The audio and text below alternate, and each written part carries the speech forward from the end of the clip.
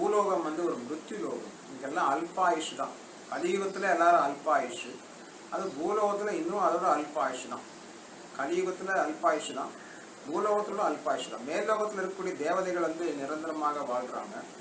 தேவதைகள் எல்லாம் மரணம் கிடையாது, தேவதைகளுக்கெல்லாம் வயசாகாது, தேவதைகள் எல்லாம் பார்த்தீங்கன்னா நோயாகாது, நோய் வராது.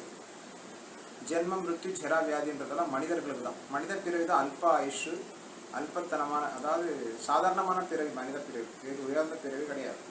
ஆனால் அதை தாண்டி தேவதைகளோட பிறவி வந்து மிக உயர்ந்த பிறவி. அவங்களுக்கு மரணமே கிடையாது. அமரர்கள், அவங்களாம் அமரர்கள். மரணம் என்பதே கிடையாது, நோய் என்பதே கிடையாது, வயது ஆகுவதில்லை, மரணமும் கிடையாது. மனித பிறவி தான் மிக வந்து தாழ்ந்த பிறவி. இதோட உயர்ந்த பிறவி எவ்வளவு. நம்மலாம் கட்டுள்ள ஆத்மாக்கள். நாம் வந்து இந்த உலகத்தில் கட்டுள் இருக்கிறோம். நமக்கு வந்து இந்த 3 வகையான துன்பங்கள் இருக்கிறது, 4 வகையான பிரச்சனைகள் இருக்குது.